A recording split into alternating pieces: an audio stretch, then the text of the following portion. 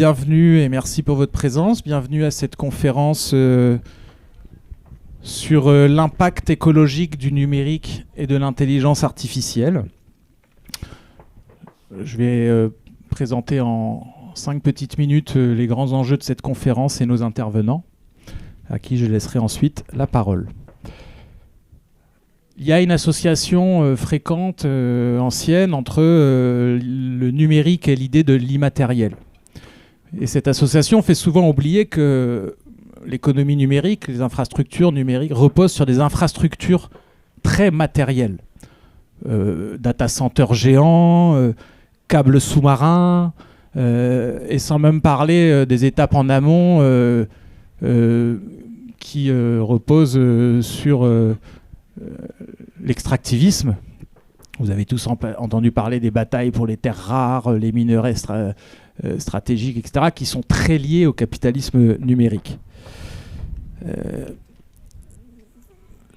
pourrait aussi parler des usines de production de semi-conducteurs. Par exemple, une île comme Taïwan, qui est certainement l'île au monde qui a le plus qui produit le plus de semi-conducteurs, est en déficit hydrique du fait de l'immense quantité d'eau utilisée pour produire le semi-conducteur.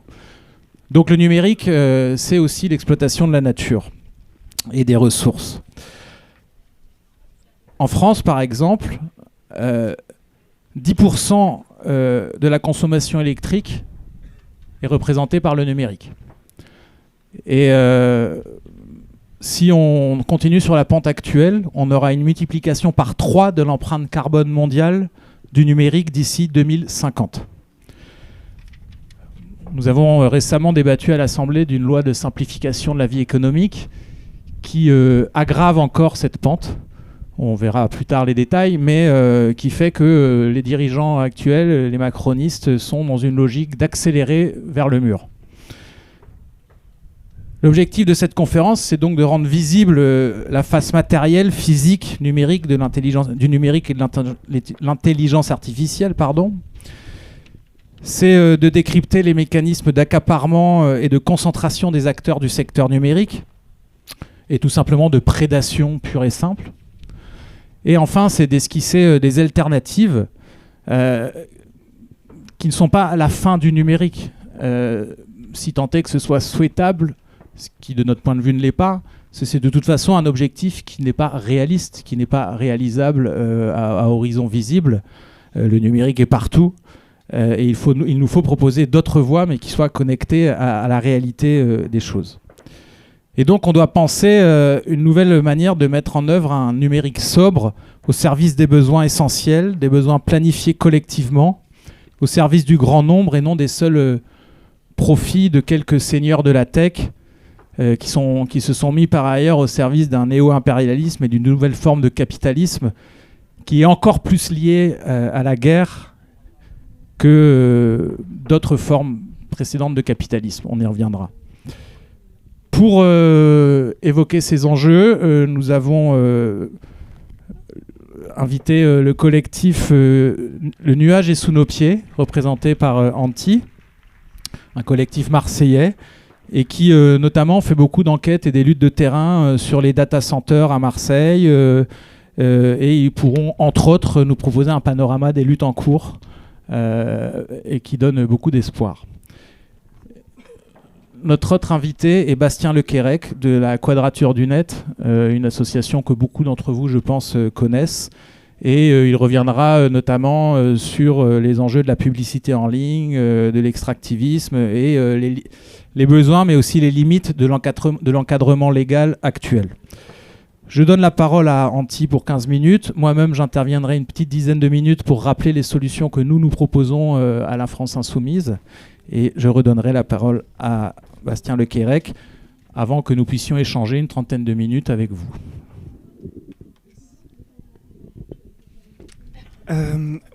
Bonjour à toutes et à tous. Donc, moi, je m'appelle Anti. Vous m'entendez bien ?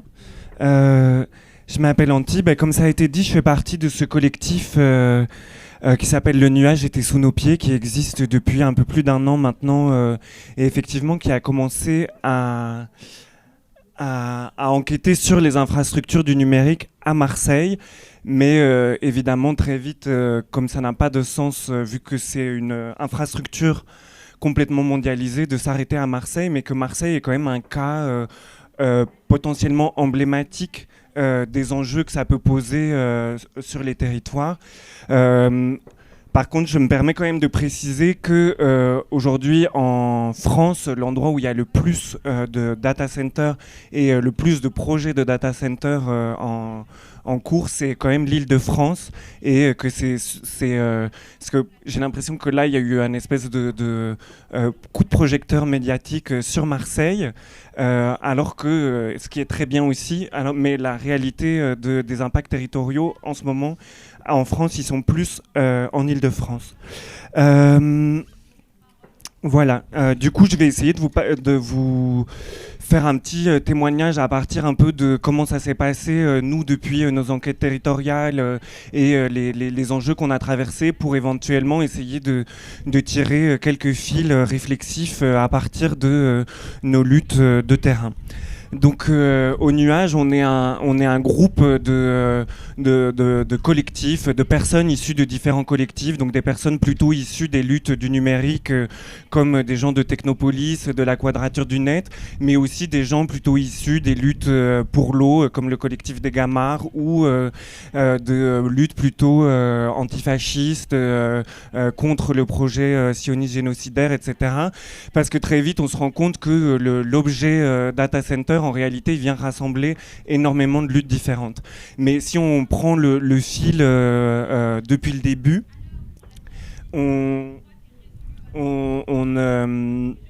pardon, j'entends hyper fort. Du coup, si on prend le fil depuis le début, du coup, c'est... l'enjeu qu'on a, donc c'est en fait ça part plutôt d'une rencontre entre ce collectif des Gamarres qui du coup travaille sur les questions de l'eau à Marseille et les gens de la Quadrature du Net et de Technopolis, parce que le collectif des Gamarres s'était rendu compte que toute une partie des eaux du massif de l'Étoile était siphonnée par une ancienne galerie minière qui était utilisée aujourd'hui pour refroidir les data centers qui sont situés sur le grand port maritime de Marseille. Et dans la discussion avec les personnes de la Quadrature du Net et de Technopolis, on s'était rendu compte que si le discours sur la matérialité du numérique, il existait, on commence à dire le numérique, c'est des data centers. En fait, le travail de territorialiser et de localiser ces objets-là sur le territoire avait très peu été fait. Et donc, finalement, on dit le Internet, c'est quelque chose de très matériel. D'accord, mais en fait, par où ça passe? Où sont les endroits? Quelles sont les prédations concrètes? Sur quel réseau électrique ils viennent pomper leur électricité, etc. Et finalement, c'est un peu ça qui a enclenché notre enquête. Et très vite, on s'est rendu compte que ça faisait à peu près presque 10 ans qu'une multinationale états-unienne, sans que ça fasse vraiment objet de débats publics et même de débats médiatiques, qu'une multinationale américaine avait jeté son dévolu sur Marseille depuis 2015. Donc techniquement, c'était d'abord Interxion, qui était des capitaux néerlandais, qui a été racheté par Digital Realty, qui est un des leaders de data center de colocation dans le monde, qui avait décidé de faire de Marseille une nouvelle capitale du data center. Et pourquoi Digital Realty décide de faire de Marseille sa nouvelle capitale du data center? Notamment parce que c'était comme un comptoir pour son développement stratégique sur le pourtour méditerranéen, parce que 18 câbles intercontinentaux arrivent à Marseille, donc en partant de Singapour, en faisant le tour de l'Afrique ou en partant d'Amérique du Sud, et que ça permettait de connecter ces grands réseaux intercontinentaux, donc par où passe 99% de la donnée mondiale, de les connecter au nord de l'Europe, de l'Ouest, à travers l'axe Rhin-Rhône, et que du coup c'était aussi un point stratégique d'un point de vue géographique. Donc après, les câbles terrestres, ils vont surtout suivre les infrastructures d'autoroutes, et ça c'est aussi intéressant de voir comment est-ce que toutes ces infrastructures, là où les anciens câbles sous-marins, ils suivent les anciens câbles télégraphiques qui permettaient à la France de se relier à ses colonies à travers Marseille. Du coup, on voit qu'il y a une espèce de mémoire des couches infrastructurelles qui se superposent les unes aux autres. Du coup, en disant ça, une des autres raisons et qu'on va aborder plus longuement pour lesquelles ils ont choisi Marseille, c'est notamment la complicité des collectivités territoriales. Donc la région, par exemple, s'annonce terre d'intelligence artificielle, etc. Et des politiques nationales qui ont une volonté d'ouvrir grand les portes aux investisseurs étrangers pour construire les infrastructures du numérique. Donc, pour rester dans un premier temps un peu plus sur c'est quoi le data center. Donc je ne sais pas si tout le monde est complètement familière avec c'est quoi cet objet-là et c'est quoi plus précisément un data center de colocation, parce que Digital Realty c'est un opérateur qui est spécialisé dans les data centers de colocation. C'est comme un agent immobilier qui va construire l'enveloppe des data centers, assurer le raccordement électrique, assurer les capacités de refroidissement des data centers, etc. Et puis il va louer les baies de serveurs qui sont à l'intérieur et qui va les louer soit à des collectivités territoriales, soit à des big tech directement qui vont y installer leurs serveurs pour le cloud, etc., soit des entreprises de capitalisme de plateforme comme Netflix ou Uber, etc. Et donc les big tech qui produisent les infrastructures cloud, donc ils vont mettre à disposition donc Amazon, Google ou Microsoft, ils vont produire aussi leur propre data center, mais ils peuvent parfois utiliser ces opérateurs-là, qui sont des opérateurs qui fonctionnent presque comme des sous-traitants, qui prennent le risque lié aux enjeux d'installation à la place du GAFAM. Et du coup, ça, c'est la spécificité du data center de colocation. Et du coup, j'ai déjà commencé à un peu le dire, mais un des enjeux principaux, c'est pour ces opérateurs-là, c'est d'assurer la capacité déjà de raccordement énergétique. Donc on le sait, un data center, c'est comme des centaines de milliers d'ordinateurs stockés dans un bâtiment. Ça consomme énormément d'énergie, surtout d'énergie électrique, quelle que soit la source de l'électricité en amont. Et du coup, on va avoir un enjeu de triple redondance où en général, il va y avoir un raccordement au réseau électrique, il va y avoir des cuves de fuel pour faire fonctionner des générateurs en cas de coupure de courant et des batteries au lithium parce que si jamais il y a un problème et sur le fuel et sur l'électricité et sur le réseau de raccordement. Donc on voit déjà que ça vient capter énormément de ressources énergétiques, etc. Les cuves de fuel, les générateurs, il faut les faire tourner assez régulièrement pour en assurer la maintenance. Ça fait de la pollution atmosphérique, etc., etc. Mais surtout, ça vient faire une prédation massive sur le réseau électrique. Donc juste pour des chiffres un peu comme ça, dans le monde, 2% de l'électricité mondiale va au data center. Aux États-Unis, c'est 8%. En Irlande, c'est 20%. Et en France, pour l'instant, c'est 2% avec prévision de 6% d'ici 2050. Et si on prend le numérique dans son ensemble, c'est 11% de l'électricité pour l'instant qui est captée par le secteur du numérique. Et donc évidemment, ça vient rentrer dans des conflits d'usage territoriaux. Donc il y a une histoire un peu sur le maire de Marseille avait voulu faire passer une flotte de bus électriques. Il a dû renégocier avec Digital Realty pour récupérer un peu d'électricité. Mais aussi, beaucoup plus important peut-être, c'est à Marseille, dans les quartiers nord. Vous savez peut-être qu'il y a une grosse lutte sur les enjeux de électrification des quais, pour que les navires, quand ils sont à quai, puissent se raccorder au réseau électrique et ne plus faire tourner leur moteur. Parce que du coup, tout ça, ça crée une pollution atmosphérique massive qui vient intoxiquer les quartiers nord, et c'est des vrais enjeux de santé publique. On a des documents de RTE qui disent clairement qu'ils n'ont pas pu qu'ils ont dû retarder l'électrification des quais pour pouvoir raccorder au réseau électrique. Et là, en ce moment, peut-être que vous en avez entendu parler. aux alentours de Arles, dans la Crau, etc. Il y a un gros projet de ligne THT, de ligne à très haute tension, qui est censé transporter 4 mégawatts pour le ramener sur le territoire du port Marseille-Fos, et que ces 4 gigawatts nécessitent de construire des nouvelles infrastructures du réseau électrique. Donc c'est toujours aussi les questions sur quel est le rôle de RTE en tant qu'opérateur public dans les infrastructures qu'il vient construire pour des opérateurs privés. Et à peu près 20% de l'électricité qui est censée être amenée par cette ligne à très haute tension est dans les annonces d'RTE dédiées au data center. Un des éléments que pointent les collectifs en lutte contre cette ligne à très haute tension, c'est que pour l'instant, les 4 gigawatts, c'est pas très clair où est-ce qu'ils vont être produits, et que on voit aussi cet effet on a besoin on a besoin de construire une ligne pour les data centers. Après, on a construit une ligne, mais il n'y a pas assez de production. Du coup, on pourrait en profiter pour reconstruire des centrales nucléaires, etc. Et on voit très bien comment les opérateurs des data centers deviennent aussi une pression assez importante sur le réseau électrique et son fonctionnement actuel.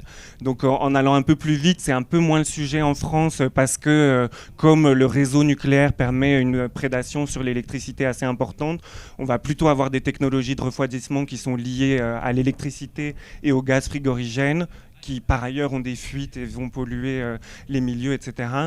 Mais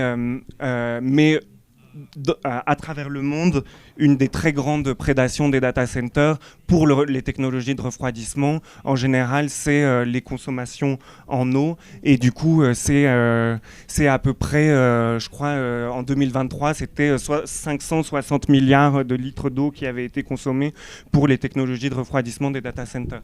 Après... un des enjeux donc ça c'est vraiment les enjeux territoriaux. Après il y a des nuisances, etc.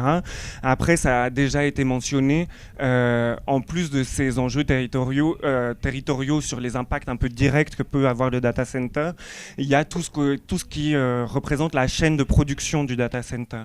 Donc on se rend compte que pour produire un data center, il faut des puces, il faut des microprocesseurs, il faut tout ce qui vient composer la matérialité du numérique. Peut-être vous avez assisté à la table ronde sur l'extractivisme qui avait lieu juste avant. C'est des enjeux colossaux, c'est les big tech et les enjeux de prédation sur les ressources minières pour pouvoir construire les infrastructures du numérique qui nécessitent le pillage généralisé, que ce soit en République démocratique du Congo, en Amérique du Sud, etc. Donc je ne vais pas m'attarder là-dessus. Il y a toute la chaîne de production qui est catastrophique en termes de coûts humains et de coûts écologiques sur toute la chaîne. Après, il y a l'aval du data center qui est les serveurs, ils durent en général entre 2 et 10 ans, et après ils sont envoyés dans des décharges. On arrive très mal à réemployer les puces, etc. Donc tout ça pour dresser, on a les impacts territoriaux directs, et après on a les impacts de la chaîne de production qui sont à la fois catastrophiques d'un point de vue humain et d'un point de vue écologique. Ensuite, pour essayer d'aller plus vite, je voulais vous citer par exemple le travail de Stop Micro, qui est un collectif basé à Grenoble qui visibilise très bien les enjeux de la chaîne de production des puces. Je voulais vous citer le travail de Fairphone, qui essaye depuis 15 ans de faire des téléphones éthiques et qui avoue qu'il n'y arrive pas du tout et que c'est absolument impossible étant donné la structure du capitalisme contemporain. Je voulais vous parler de Génération Lumière, qui est un collectif de réfugiés congolais qui dénonce la dépendance des big tech, de ces infrastructures du numérique au pillage et aux massacres qui peuvent avoir lieu là-dedans. Mais je passe très vite. Ce qui me paraît important de nommer, c'est que nous, à la base, c'est parti un peu d'enjeux territoriaux, et très vite, on s'est rendu compte que le data center en tant que tel était une prise potentielle pour adresser toutes ces problématiques.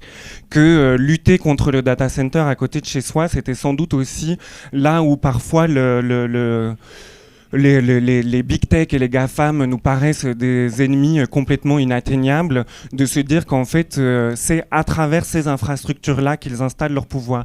C'est à travers ces infrastructures-là qu'ils rentrent en contact avec les collectivités territoriales. C'est à travers ces infrastructures-là qui produisent leur économie. Par exemple, Amazon... 58% de ces bénéfices sont liés à leurs infrastructures cloud. Donc que c'est vraiment à partir de ces data centers qu'ils construisent leur pouvoir économique. Mais encore plus que ça, c'est à partir de ces data centers qui vont aussi pouvoir construire leur pouvoir géopolitique, parce que ça devient la denrée, les capacités de calcul et de stockage que permettent ces méga infrastructures du numérique deviennent la denrée prisée par à peu près toutes les armées du monde. Notamment, je voulais citer le travail de la campagne No Tech for Apartheid, qui est une campagne qui prend beaucoup d'importance en ce moment aux États-Unis, qui visibilise très bien à quel point les infrastructures cloud sont une composante nécessaire de la forme contemporaine du génocide à Gaza, que par exemple là je crois que c'est il y a 2-3 semaines, Microsoft annonçait la construction d'un data center aux Pays-Bas pour héberger des données sur les écoutes palestiniennes et des capacités de calcul pour l'armée sioniste. Et donc on voit bien que c'est à travers ces infrastructures-là qui rentrent aussi d'une manière assez inédite dans le complexe militaro-industriel, et que c'est une de leurs... OpenAI qui fait ChatGPT fait aussi des logiciels pour Anduril pour armer leurs drones. Donc Anduril, c'est une des startups de Defense Tech qui a vraiment le vent en poupe aux États-Unis en ce moment, qui développe toutes les technologies de drones tueurs, etc. Il faut que je conclue. Non, t'inquiète. Pour conclure, après j'ai essayé d'ouvrir un peu plein de panneaux, enfin de dimensions en fait que les data centers permettent d'attraper, de dire c'est un point stratégique sur lequel en fait on peut appuyer, notamment avec différentes stratégies pour essayer d'empêcher la construction des data centers. Il y a un data center dédié IA qui est en construction juste à côté de la gare TGV de Valence par exemple, pour 450 millions d'euros d'investissement, etc. Il y a et en ce moment, avec la coalition Hiatus et différents collectifs qui luttent contre l'infrastructure de l'intelligence artificielle, il y a le projet de se positionner par rapport à un recours juridique qui a lieu en ce moment par rapport à un data center Amazon qui est à Huissou, donc dans l'Essonne, et le recours juridique qui va avoir lieu à la mi-septembre. Donc ça va être jugé au tribunal administratif. Ça va être assez important parce que ça va sans doute faire jurisprudence pour les prochains contentieux juridiques sur les data centers. Et donc là, l'idée, c'était de se saisir de ce moment-là pour faire un moment médiatique aussi autour de ces enjeux-là des data centers, et que peut-être que la prise par les data centers nous paraît être une manière de commencer à élargir le front avec des actions concrètes contre les infrastructures du numérique et le pouvoir des big tech et de ce monde-là en général. Voilà, je pense qu'il y a plein de questions.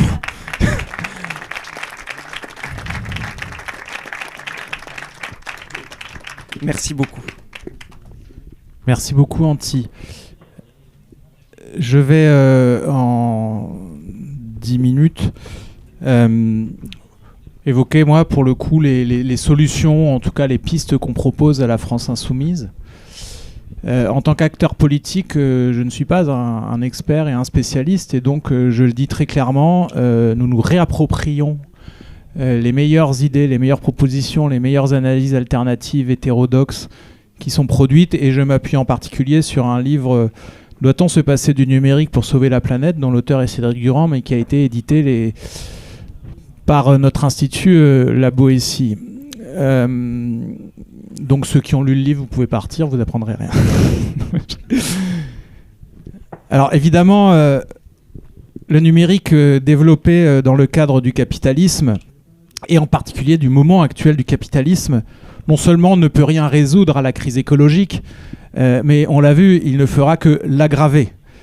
On l'a vu, il repose notamment sur des logiques extractivistes, sur une consommation énorme d'électricité et aussi d'eau, que ce soit pour les refroidissements de certains types de data centers, mais que ce soit aussi pour les usines, les fonderies qui produisent les semi-conducteurs dont vous entendez souvent parler, qui consomment énormément d'eau.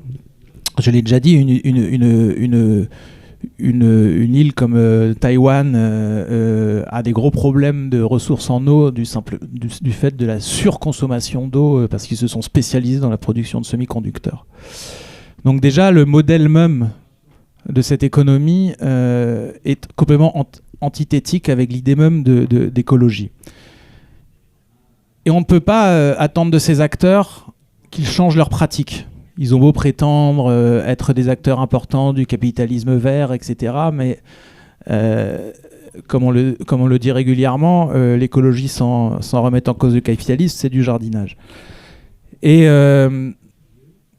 ils ne peuvent d'autant moins que ce modèle repose sur un modèle de rente, avec une captation des utilisateurs et un enfermement des utilisateurs dans des écosystèmes sans qu'ils aient de possibilités concrètes, sauf à être des vrais spécialistes du numérique et avoir une vraie volonté idéologique d'en sortir, sans possibilité de sortir des plateformes qu'ils utilisent. Notamment pour une raison centrale, qui est que la principale ressource de ce type de capitalisme, c'est les données. C'est les données personnelles, les données sur tout, les données de santé, les données sur tout. Les données qui servent à deux choses. D'abord parce que c'est fondamental pour l'industrie publicitaire et que c'est le modèle Google. Google est devenu est devenu hégémonique par ce modèle-là, en revendant ces données à tout un ensemble d'acteurs économiques à des fins publicitaires. Mais aussi parce que ces données, et par exemple, il en parlera, je crois, Bastien, servent à faire tourner les modèles d'intelligence artificielle. Et ils ont besoin de toujours plus de données, de milliards de données qui servent à faire tourner les modèles. Et faire tourner ces modèles est en soi énormément consommateur d'énergie. L'autre raison, elles sont toutes liées entre elles évidemment, c'est qu'il y a un fondement idéologique. Derrière le mythe du libertaire, le côté cool des origines d'Internet et du numérique qu'on nous vend souvent, en fait, les principaux acteurs de la big tech ont développé de longue date une vision du monde ultra-capitaliste et incompatible avec l'écologie. Et plus grave encore, on l'a observé, ça a été vu, la planète entière l'a réalisé, pour ceux qui ne l'avaient pas réalisé au préalable, ils sont au cœur de l'alliance entre le capital et le fascisme. D'abord, ils ont développé ce que Shoshana Zuboff, par exemple, qui est une des auteurs intéressantes sur ces sujets, a appelé un capitalisme de surveillance. Je crois que les exemples donnés par Antti, et notamment sur l'usage des l'IA dans la guerre génocidaire à Gaza, parlent d'eux-mêmes, mais on pourrait multiplier les exemples. Ensuite, parce que ces gens font partie désormais d'une famille idéologique qui nie la crise climatique elle-même. Vous savez que Donald Trump et son entourage, Musk et compagnie, nient l'idée même de changement climatique, etc. Et quand bien même ils concèdent qu'il y aurait quelques problèmes, etc., ils ne proposent que du technosolutionnisme. Donc la technologie, elle est encore plus loin dans le numérique, la technologie, etc., va résoudre les problèmes écologiques. Tout le monde sait que c'est faux. Et en définitive, et là je dézoome un peu et j'aborde une analyse plus globale de l'état de la mondialisation, c'est que ce modèle de capitalisme, le numérique est au cœur d'un nouveau moment du capitalisme qui incarne d'une certaine manière la fin d'une forme de compromis néolibéral. Alors j'arrête tout de suite, puis on pourra y répondre après s'il y a des questions. Loin de moi l'idée de dire que le moment néolibéral du capitalisme, c'était gentillet, qu'il n'y avait pas d'exploitation, etc. Ça reste du capitalisme, on connaît les règles.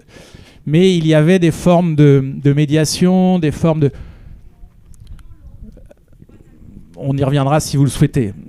Là, le capitalisme auquel on assiste, notamment qui se développe de plus en plus depuis la crise de 2008, c'est un capitalisme que certains ont appelé capitalisme de la finitude, on pourrait utiliser d'autres termes, mais qui renvoie à un moment du capitalisme qui a déjà existé dans l'histoire. Et par exemple, c'est le moment du capitalisme qu'on observe des années 1880 à la Première Guerre mondiale. Donc je ne veux pas jouer les Cassandres, mais vous voyez que ce n'est pas quelque chose d'extrêmement réjouissant, qui est marqué par 3 points majeurs. D'abord, la militarisation accrue de la compétition économique, donc une fusion entre enjeux militaires et enjeux économiques.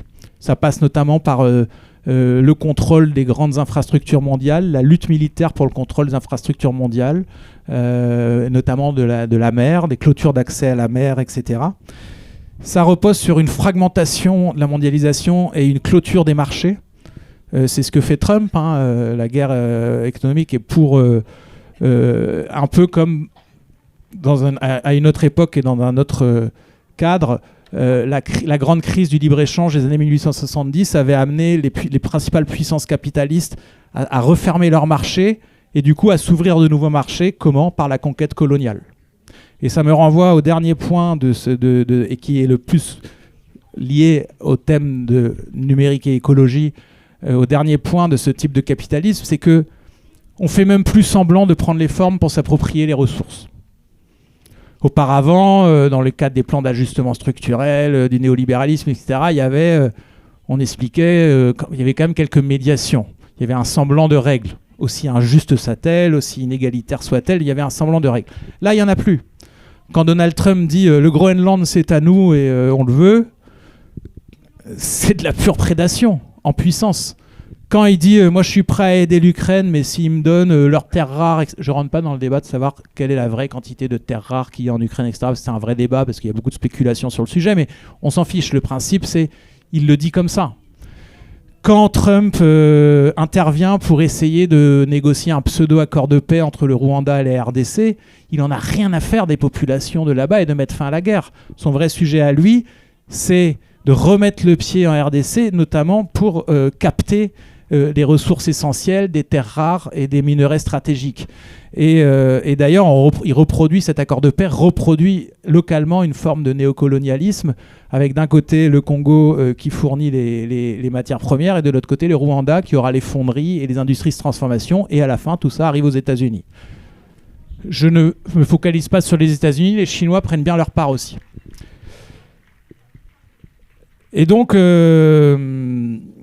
on a bien compris que ce modèle-là nous emmène dans le mur à tout point de vue. C'est un modèle qui nous mène à la guerre et qui, d'un certain point de vue, s'inscrit dans ce que certains appellent la 4e phase de guerre à la nature. Je ne rentre pas dans les détails, il me reste 2 minutes, mais en gros, dans l'histoire du capitalisme, on a identifié plusieurs phases de guerre à la nature et on serait dans le 4e moment de guerre à la nature.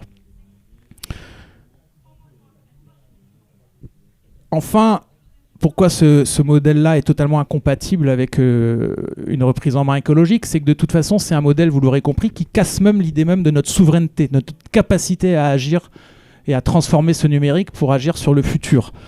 Parce que nous sommes rendus totalement dépendants, nous sommes vassalisés par les big tech américaines. Et à l'heure actuelle, les Européens et la France en particulier n'est pas en capacité, parce que les gouvernements n'ont pas de vision et ne souhaitent pas nous rendre indépendants, ne sont pas en capacité de faire autre chose que ce qui est fait là. L'Europe est hors jeu. Je prendrai un seul exemple, c'est Macron au sommet de l'intelligence artificielle a prétendu, s'est vanté qu'il y avait 110 milliards de promesses d'investissement, etc. Je ne rentre pas dans le détail de ces fameux investissements dont une bonne partie on n'en verra pas le jour, mais surtout ce sont des investissements qui repose en grande partie sur des partenariats avec les big tech US. Et par exemple, en termes de souveraineté, construire un data center en France sur le sol français, ça a des enjeux écologiques énormes, mais en plus, c'est pas parce que le data center il est sur le sol français que ça veut dire qu'on est souverain dessus. S'il est fait avec Microsoft et que les données appartiennent à Microsoft, ça répond aux législations US. Donc Macron est fasciné par cette accumulation et il confond souveraineté, puissance avec simple accumulation de data centers, accumulation de promesses de milliards et de partenariats avec les entreprises américaines, dont certaines par ailleurs sont celles qu'a citées Antti et qui sont totalement liées au complexe militaro-industriel américain. Que faire pour sortir de cela ? La base de nos propositions, nous, elle repose sur une forme de cyber-écosocialisme qui, d'abord, ne suppose pas de se passer du numérique. Je l'ai déjà dit, ça n'est de notre point de vue pas souhaitable, mais de toute façon, quand bien même ce serait souhaitable, ça n'est pas faisable. On ne va pas décréter là qu'on sort du numérique, tout comme on ne va pas décréter que demain matin on sera sorti du capitalisme. Il faut utiliser les failles, mener la lutte et sur le long terme. Donc il faut déjà développer des logiques de sobriété et de désaccumulation, mettre fin à l'obsolescence programmée évidemment, mais surtout mettre fin aux usages inutiles. Il y a des usages potentiellement très utiles du numérique, et notamment en matière d'écologie. Certains outils numériques peuvent être extrêmement précieux pour planifier une transition écologique, pour planifier une sortie Enfin, je prendrai un seul exemple. Notamment, le numérique peut être extrêmement précieux pour analyser les impacts du changement climatique au Sahel, par exemple. On pourrait très bien imaginer des coopérations d'égal à égal. On en avait parlé quand on est allé en Afrique avec Jean-Luc Mélenchon, et ça intéressait énormément les acteurs, les oppositions et les acteurs qui veulent développer la souveraineté des pays africains. Et donc ça renvoie à la question démocratique, parce que ça renvoie à la question des besoins. Au lieu de dire il faut accumuler, accumuler, accumuler, il faut partir de la question des besoins. Je vais être très schématique. Avons-nous besoin de développer des data centers pour Amazon sur le territoire français ? Non. Non. Sauf à accepter qu'on n'a plus d'industrie et qu'on fait que de la plateforme et du machin. Au service d'Amazon, non. Par contre, avons-nous besoin de développer un ou plusieurs data centers pour rapatrier nos données de santé ? Vous avez tous entendu parler du scandale à l'époque de Health Data Hub. Eh bien oui, ça c'est d'intérêt général, c'est d'intérêt public. Et de toute façon, tout cela doit se décréter démocratiquement, aux antithèses de la loi de simplification de la vie économique qui considère que automatiquement un data center c'est l'intérêt général et que donc désormais il n'y aura même plus besoin d'avoir l'autorisation des maires pour installer les data centers, c'est le préfet qui décidera et comme ça voilà. On pourrait parler d'enjeux de souveraineté pure, peut-être tout le monde ne sera pas d'accord, je fais partie de ceux qui pensent par exemple qu'il est important que nos services secrets aient leur propre data center. Mais pour vous dire le coût écologique que ça peut avoir, le data center de la Direction Générale des Services Extérieurs à Paris, dans le 19e arrondissement, c'est une multiplication par 2 de la consommation électrique du 19e arrondissement. Voilà, donc il faut se réapproprier les infrastructures numériques, c'est fondamental. Et considérer que les données ne sont pas des marchandises et des biens privés, mais ce sont des biens communs. Et donc se réapproprier nos données. On peut le faire. D'abord, intellectuellement, on a les clés. Il y a une autre voie. Ensuite, il y a une demande citoyenne qu'on peut encourager et créer davantage. Mais Antti l'a rappelé, il y a des luttes, il y a des gens. Si par exemple, on fait une grande campagne pour dire il faut un data center pour rapatrier nos données de santé, je suis persuadé que 90% des Français seront d'accord sur le principe. Après, il faut voir comment la mener, la stratégie, etc. Mais il y a. Et enfin, et là, il y a des failles à l'intérieur même du capitalisme. Ce que développe Cédric Durand, ce qui est assez intéressant, et je résume surtout pas son livre à ça, mais c'est qu'on doit s'appuyer sur les contradictions internes au capitalisme. Je vais peut-être dire quelque chose qui va vous choquer, mais par exemple, M. Pouyanné, c'est pas notre copain, pas du tout, et M. Pouyanné n'a pas d'objectif écologique. Mais quand M. Pouyanné, PDG Total, dit « c'est un problème pour moi que nos données soient stockées aux États-Unis », il peut être un allié objectif tactique sur ce point-là, parce qu'il a une parole d'autorité. Et je pourrais multiplier les exemples. Il y a plein de PME, etc., qui sont catastrophés de voir que leurs données sont aux États-Unis. Donc on doit pouvoir aussi s'appuyer sur ces acteurs-là pour mener la lutte, même si le cœur de la lutte, ça doit être le grand nombre et le peuple. Et je terminerai là-dessus. Il est fondamental pour développer un numérique qui soit au service de l'écologie, de développer une autre conception de la puissance. La puissance, c'est pas d'avoir le maximum de données, c'est pas d'avoir le maximum de data centers. Quand bien même ce serait ça la puissance, de toute façon, c'est un horizon inatteignable. Les Chinois et les Américains ont pris 30 ans d'avance. Il faut passer à un autre stade. La puissance, c'est d'être capable de décider démocratiquement de nos besoins essentiels, de nos besoins qui assurent notre souveraineté, et d'être en capacité d'avoir les infrastructures pour réaliser ces besoins. Je vous remercie. Je passe la parole à Bastien Quérec. Pour 15 minutes et peut-être un petit peu plus parce qu'on a un tout petit peu débordé tous les deux et il nous restera après au moins 30 minutes pour échanger avec vous. Merci. Merci pour l'invitation. Merci de donner l'occasion à la Quadrature du Net de parler sur ce sujet. La Quadrature du Net, c'est une association qui existe depuis 2008, qui défend la liberté à l'ère du numérique. Pour les personnes qui suivent l'actualité de l'association, peut-être que vous vous dites que les questions d'écologie et de numérique sont pas trop dans nos sujets, et c'est vrai qu'on s'est mis assez tardivement à cette question. Ça fait un peu plus d'1 an aujourd'hui qu'on travaille sur cette question, mais finalement, la conclusion intermédiaire qu'on observe dans nos travaux, c'est que tout ce que la Quadrature du Net a pu dire, toutes les positions qu'on a pu défendre, finalement, sont parfaitement en lien avec la question de l'écologie. Alors, le titre de cette conférence, c'est aussi les impacts de l'IA en matière écologique. Et je voulais commencer mon propos en revenant sur une annonce très récente. Il y a 2 jours, Google annonçait que son modèle d'IA, Gemini, consommerait très très peu d'eau. Il parlait de 5 gouttes d'eau pour chaque requête.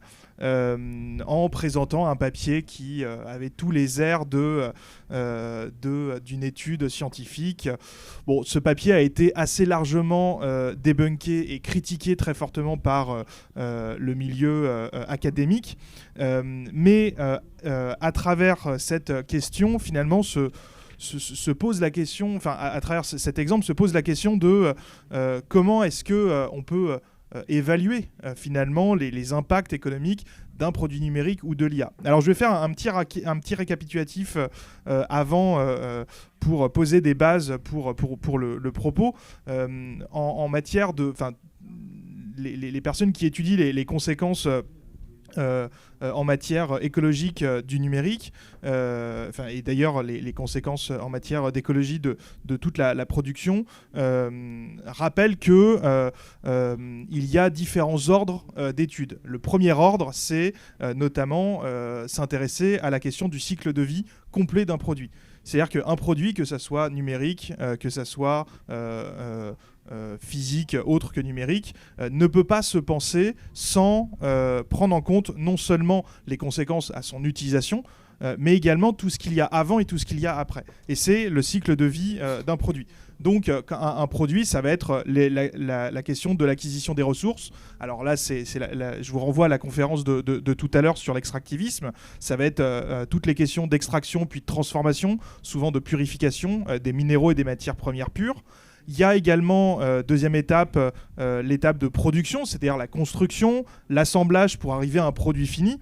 Et dans cette étape, ça implique aussi des questions de transport des composants, puisque, pour reprendre un exemple du numérique, quand un produit fini contient une puce, cette puce, elle va être fabriquée par exemple en France, à Grenoble, pas très loin, on a ST Microelectronics qui fabrique beaucoup de puces, mais ces puces, elles vont devoir être envoyés à l'autre bout de la planète, à Taïwan ou dans d'autres endroits où il y a des usines, pour être assemblés sur des cartes qui vont ensuite voyager dans d'autres usines, dans d'autres pays, pour ensuite être produits.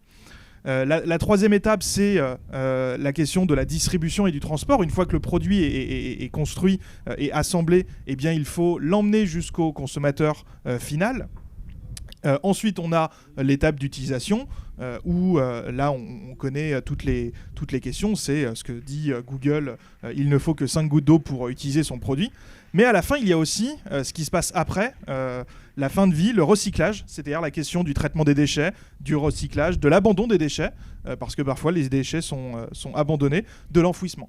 Par exemple, en 2024, dans l'Aveyron, il y a eu un scandale parce que une usine de retraitement de batteries avait pris feu, et c'était une forme d'impensé politique, puisque cette question de l'après, que deviennent les produits une fois qu'on a arrêté de les utiliser, pose de réelles questions, puisque suite à cet incendie de cette usine, des questions de pollution se sont posées, des questions de réutilisation, de choix politiques, de réutiliser ou pas les produits, et du coup économique qu'il peut y avoir.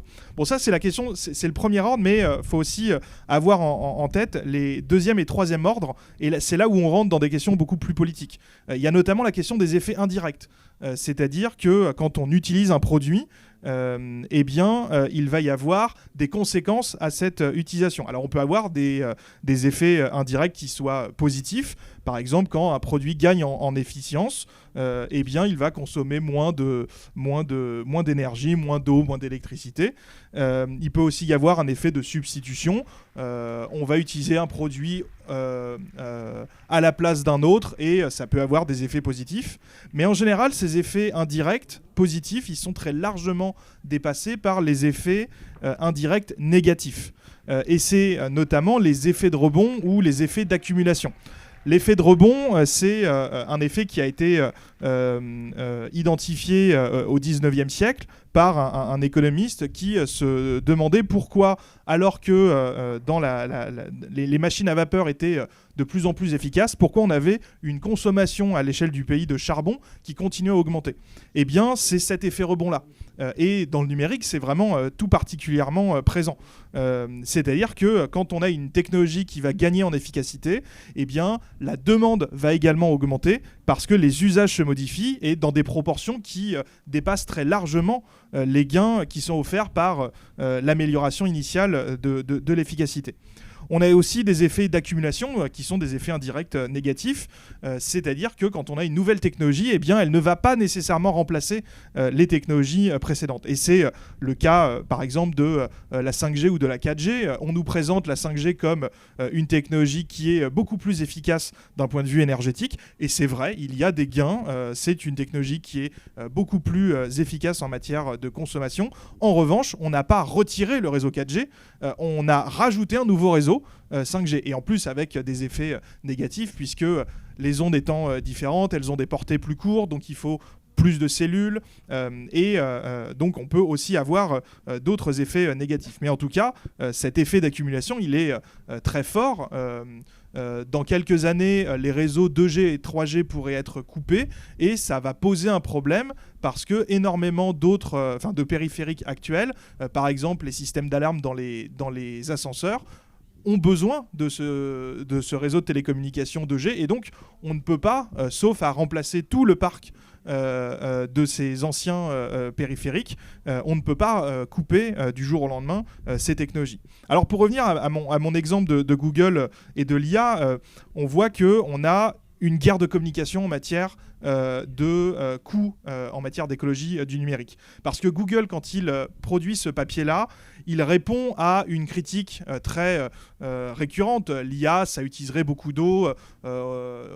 Pendant quelques temps, on disait une requête sur un modèle d'IA, c'est une ou deux piscines d'eau utilisées.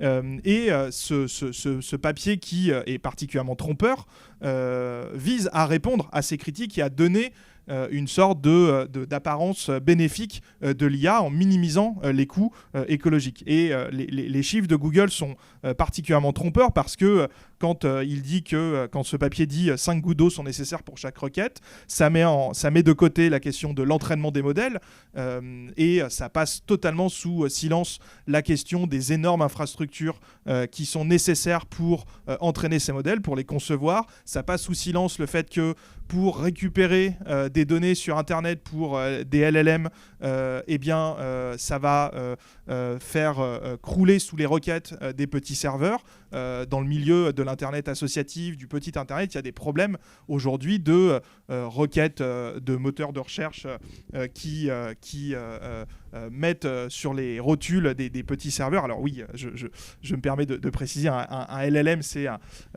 l'IA générative, c'est quand vous demandez à une IA de produire un texte, une image ou une vidéo. Et donc ça a besoin de données qui sont très souvent récupérées sur Internet.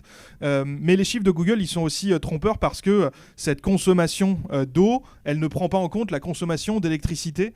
C'est-à-dire que quand on fait fonctionner une centrale nucléaire, il faut de l'électricité, il faut de l'eau pour refroidir ces centrales. Une autre critique qui a été faite, c'est la question de la territorialisation des data centers. Quand une infrastructure de data center est située au Brésil, est située en France, est située aux États-Unis, sur la côte Est, sur la côte Ouest, les impacts en matière de consommation et de consommation d'eau vont être différents. Et enfin, sur l'IA, c'est quand même une technologie qui est particulièrement propice à un effet rebond très important, puisqu'on a des modifications des usages de plus en plus. J'enfonce une porte ouverte en disant qu'aujourd'hui, l'IA, notamment l'IA générative, est utilisée dans de très nombreux cas. Les GAFAM sont les premiers à pousser à ces changements d'usage pour créer de nouveaux produits et avoir une nouvelle manière de créer des profits. Alors le deuxième point que je voulais aborder, c'est la question de la publicité en ligne. Parce que c'est un sujet que la Quadrature du Net étudie depuis très longtemps, et finalement la publicité, c'est un petit peu la base des problèmes en matière d'écologie, puisque c'est poussé à une société de la consommation. Bon, je vais vous épargner d'enfoncer des portes ouvertes, mais la publicité en ligne, elle est particulièrement dépendante de technologies d'intelligence artificielle, et elle a des coûts écologique très important. C'est notamment parce que la publicité en ligne, elle fonctionne par un système d'enchères en temps réel. C'est-à-dire que quand un internaute ou une internaute va aller sur un site qui offre un encart publicitaire, eh bien la publicité ne va pas être calculée à l'avance. Au moment où l'internaute demande à afficher la page, la régie publicitaire va dire à tous ces annonceurs, j'ai un profil qui est en train de consulter cette page, il a telle et telle caractéristique, qui veut enchérir pour afficher sa publicité. Tout ça, ça se fait de manière éminemment rapide, c'est en quelques millisecondes, c'est donc entièrement automatisé, mais c'est aussi en utilisant des technologies d'intelligence artificielle, puisqu'il faut toujours être capable de déterminer le prix que l'annonceur serait capable de mettre, enfin accepterait de mettre pour tel internaute. Et évidemment, cette publicité en ligne, elle repose sur un profilage très important, ça a été rappelé avant, et ce profilage, il est rendu possible grâce au pistage en ligne, c'est d'ailleurs les data brokers, ou parfois traduits courtiers en données, permettent ce profilage. Les GAFAM qui sont à la fois régie sont aussi data brokers, mais on a tout un écosystème et avec des champions français pour profiler au maximum les internautes afin de leur offrir la publicité qui sera la plus pertinente. Et ça a une conséquence économique, puisque la publicité ciblée, elle a un caractère incitatif, puisqu'elle permet plus facilement de déclencher une vente. Quand on propose à l'internaute un produit qui l'intéresse, il est évidemment plus susceptible de l'acheter. Mais on a aussi aujourd'hui dans la publicité en ligne un phénomène d'harcèlement qui dépasse les frontières du numérique. Et la publicité en ligne devient aussi une publicité physique. C'est-à-dire qu'aujourd'hui, vous avez peut-être vu, notamment dans les gares, des panneaux publicitaires, des écrans publicitaires qui vont afficher une publicité directement sur l'écran, donc pas besoin de papier à remplacer, ça peut se faire automatiquement, rapidement. Mais avec ces dispositifs d'écran publicitaire, on peut faire du ciblage beaucoup plus ciblé, et donc pousser encore plus, et en utilisant ces nouveaux périphériques numériques, pousser à encore plus de consommation. Alors ce ciblage, il peut être sans profilage individuel, donc par exemple ça va être une régie publicitaire ou alors une gare qui va déterminer le type de population, leur trajet. Donc par exemple dans une gare, on peut éventuellement déterminer qu'en sortant d'un réseau de métro ou de bus, il n'y aura pas les mêmes types de populations qui vont faire le trajet dans la gare, donc on va afficher des publicités différentes, avec toujours comme objectif d'afficher les bonnes publicités aux bonnes personnes. Mais on a aussi de plus en plus aujourd'hui un ciblage avec du profilage individuel. C'est-à-dire que ces panneaux, ces écrans de publicité ont aussi de plus en plus des capteurs qui vont permettre d'identifier la personne grâce à son téléphone. Avec l'adresse MAC, c'est-à-dire l'identifiant, une adresse MAC, c'est un identifiant du périphérique qui est unique à chaque périphérique. L'adresse MAC du Bluetooth ou du Wi-Fi sont des données qui sont, quand vous avez le Bluetooth ou le Wi-Fi sur votre téléphone, qui sont diffusées à toute personne pour vous permettre de capter le Wi-Fi, de vous connecter, pour vous permettre de profiter de vos appareils, de vos écouteurs connectés. Et ça, cette information, cette adresse MAC qui est unique pour votre téléphone, va être captée par ces écrans publicitaires pour encore plus nourrir votre profil et vous afficher à nouveau de la publicité ciblée. Ce que l'on observe aussi, c'est que on a de la publicité qui va donc être ciblée en fonction du profilage de l'internaute quand il navigue sur Internet, mais ensuite du profilage du même internaute quand il navigue dans un réseau de bus ou de métro ou dans la rue ou lorsqu'il va dans un commerce. C'est-à-dire qu'aujourd'hui, les régies publicitaires sont capables de vous afficher la même publicité quand vous êtes sur un site sur Internet ou alors quand vous êtes dans un commerce ou dans la rue. Et à chaque fois, l'idée, c'est de pousser à la consommation avec donc un impact écologique très important et qui est pas du tout quantifiable puisqu'on est sur des questions de deuxième ou de troisième ordre. Tout ça pour finir sur une question de droit, parce que je suis juriste et à la Quadrature du Net, on agit en documentant, en aidant des collectifs, mais aussi en poussant à des évolutions législatives. Le droit là-dedans, il est relativement insuffisant pour nous préparer face à l'urgence écologique. En matière de données personnelles, en théorie, le droit, il est assez bien. On a le RGPD, le Règlement général sur la protection des données. C'est un texte européen qui est assez bien fait, qui, en théorie, permettrait de mettre assez facilement fin à tout ce profilage en ligne, à toute cette utilisation massive de données pour nourrir des modèles d'intelligence artificielle, etc. En matière de publicité en ligne, par exemple, la Cour de justice de l'Union européenne a rendu un arrêt en 2024 sur ces enchères en temps réel, qui est assez intéressante, qui interprète ce texte, le RGPD, de manière à faire en sorte que l'industrie de la publicité en ligne ne puisse pas se défausser avec des multiples acteurs. Et c'est un arrêt, cet arrêt de 2024 de CGE qui est assez intéressant. Mais c'est très beau, mais c'est de la théorie, parce que en pratique, l'application du RGPD fait cruellement défaut. Et c'est un énorme problème. En 2018, la Quadrature du Net a lancé 5 plaintes contre les 5 GAFAM. C'était utiliser la nouvelle procédure de plainte du RGPD pour dire les GAFAM, Google, Apple, Facebook, Amazon, Microsoft, ne respectent pas le RGPD dans leur mécanisme de système, dans leur mécanisme de publicité en ligne. Ce que la Quadrature contestait, c'est la légalité d'un consentement à être pisté en ligne. On estimait que ce consentement, il était extorqué parce que les internautes ne pouvaient pas accéder au service sans consentir à être ciblés pour la publicité. Et le RGPD était assez clair sur cette question, ça n'était pas légal. Donc en 2018, on dépose 5 plaintes. Aujourd'hui, il y en a une seule qui a abouti. c'est contre Amazon. Alors certes, la sanction c'était 746 millions d'euros d'amende. On peut se dire que c'est assez important. En revanche, c'est au bout de plusieurs années de procédure. Amazon a ensuite fait appel. Il y a eu plusieurs années pour que la justice dise que cette sanction était légale. Sauf que entre-temps, les 4 autres GAFAM ne sont toujours pas inquiétés et ces plaintes sont dans les limbes de l'autorité irlandaise de protection des données. Donc on a un problème d'application du RGPD, mais on a aussi la Commission européenne qui voudrait aller encore plus loin. Parce que, qui voudrait encore plus détricoter l'application du droit des données personnelles, puisque on a en ce moment une consultation européenne de la Commission pour détricoter le RGPD, faire un RGPD à 2 vitesses qui permettrait aux petites entreprises de plus facilement exploiter les données. En matière de régulation des contenus, on a un droit européen qui est largement insuffisant.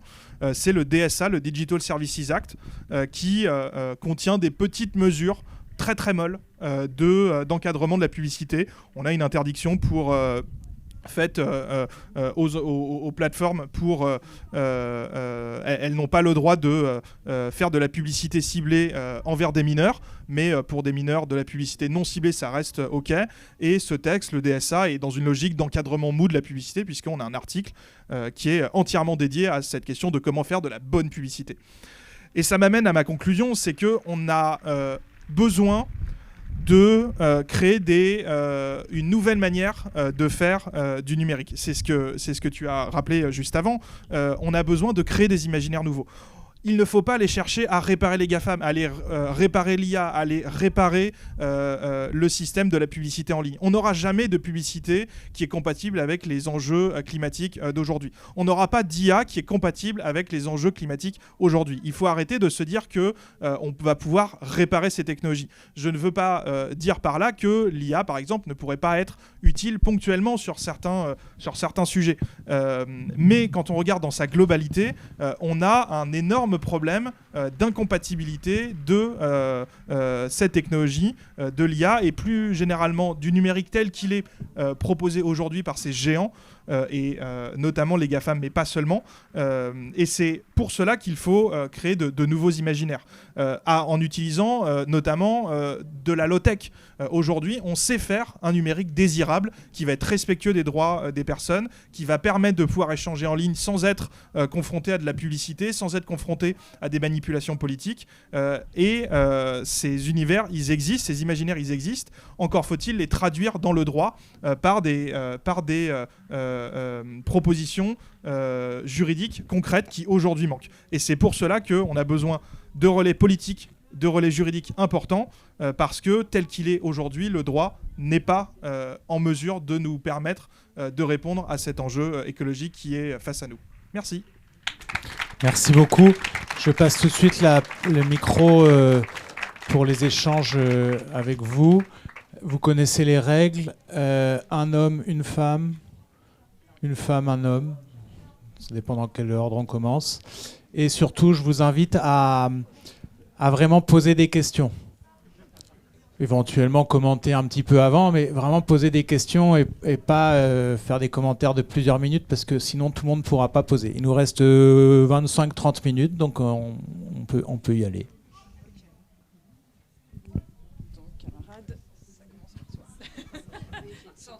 J'ai un peu peur d'être en minorité là. Oui, justement, pour réagir sur ce que tu viens de dire là, à la fin sur ces nouvelles imaginaires, moi j'avais une question concernant je ne sais plus comment ça s'appelait, la circulaire Héros, sur l'utilisation des logiciels libres dans les administrations. Est-ce que ça a avancé là-dessus ou pas? Et deuxième question, est-ce que parmi les développeurs informatiques, notamment je pense alors aux syndicats, est-ce qu'il y a des revendications pour développer quand on développe un logiciel, de le développer de façon à être le plus économique en ressources, ce qui doit demander plus de temps qu'un développement de base? Il y en avait une là devant. Je suis d'accord. Oui, bonjour à tous et merci pour cette conférence. Donc, je m'appelle Anas, je suis maître de conférence en informatique. J'aimerais juste rebondir par rapport à 2 points et finir avec une question. Déjà, je suis content que la France Insoumise a essayé de converger un peu vers les aspects numériques. Et pour rebondir juste par rapport à l'IA, j'ai en fait un peu peur que notre mouvement soit mis en retrait par rapport à ça, surtout que l'IA, elle a beaucoup d'applications qui sont très très importantes pour la société, notamment en imagerie médicale, notamment en gestion des trafics, en optimisation, etc., etc. Donc j'aimerais bien qu'on puisse réfléchir à ça et qu'on ne puisse pas dire que l'IA c'est très très mauvais. Surtout qu'il y a eu une amélioration par rapport au papier que Google vient d'émettre par rapport aux 5 gouttes. Avant c'était 500 millilitres par requête. Donc on a pu quand même avancer en termes de recherche et développement. Et donc ma question qui se rapporte aux aspects juridiques et par rapport au monsieur député qui est avec nous, effectivement, des fois, on essaie de contrer les GAFAM par rapport au RGPD, mais on fait souvent face aux rigueurs de l'Union européenne qui nous bloque. La Commission européenne bloque pas mal de fois nos revendications. Et comment, à votre avis, on peut faire pour déjouer les blocages de la Commission européenne, surtout que pour l'instant, on essaie de rester en Union européenne. Merci beaucoup. Merci. Je crois qu'il y avait une... Voilà. Hop. Alors, merci pour vos exposés. Alors, moi, j'ai une série de questions, mais je vais essayer de faire bref. Alors, déjà, on parle de données numériques. Vous avez parlé de données, par exemple, pour la santé. Je voudrais savoir pourquoi on est obligé de l'avoir en numérique et pas en papier, comme avant, par exemple. La deuxième, c'est que on dit qu'il y a besoin des data centers pour un certain nombre de choses qui sont intéressantes effectivement pour tout le monde, mais il n'y a pas de débat public pour savoir quelles sont les informations qu'on juge intéressantes d'avoir par l'IA, et si l'IA ou via les data centers. Ensuite, si on juge qu'il y a un certain nombre qui sont importantes pour tout le monde, pourquoi on passe par des sociétés privées et pas par des data centers publics ? Et ensuite, aujourd'hui, il me semble que quand on construit des data centers en France, c'est considéré comme des entrepôts logistiques. Il n'y a pas de débat. Les permis de construire sont posés et on a en fait les informations qu'une fois qu'ils ont été acceptés par les territoires. Donc ça veut dire qu'on n'a aucune visibilité sur ce qui va se passer. Donc je suis complètement anti quand tu parlais de territorialiser les enjeux. Moi, je suis du coin. Je fais partie des soulèvements de la Terre ici. On a ce projet qui a été annoncé à Rovaltin. Dans les médias, il y a eu des annonces de permis de construire. Quand on consulte les mairies, en fait, non, il n'y a pas eu de permis de construire. Tout s'est passé à Paris. Et quand on territorialise, on voit bien qu'il y a ST Microelectronics à Grenoble qui pompe de l'eau. Nous, on est au milieu, ici, à la jointure entre l'Isère et le Rhône. Il va y avoir besoin d'eau pour refroidir, on ne sait pas combien, on ne sait pas comment. Et puis, on a les centrales nucléaires un peu plus bas sur le Rhône qui ont déjà des baisses de régime en été parce qu'il n'y a pas assez d'eau sur le Rhône. Et tout au bout, il y a vous, Marseille. Donc, quand on fait le lien un petit peu sur tout ça, même si on a besoin des data centers, comment ça marche en fait à la fin ?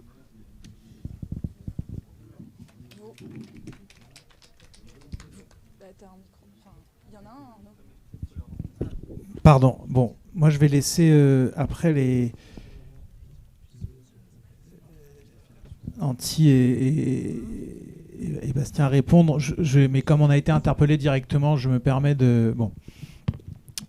Sur les logiciels libres et l'administration, je ne suis pas compétent techniquement. Je laisserai Bastien répondre. Je voudrais juste dire une chose. Moi, j'ai posé une question écrite à la ministre de l'Éducation nationale sur les raisons du renouvellement du contrat de l'Éducation nationale avec Microsoft. Je n'ai toujours pas de réponse. Et on pourrait... Oui. Et on pourrait multiplier les exemples, même l'armée française. Enfin, ouais. Je fais partie des gens qui ne font aucune confiance dans l'idée qu'il n'y a pas des backdoors. Peut-être que des experts, plus experts que moi, pourront expliquer bien ce qu'est une backdoor.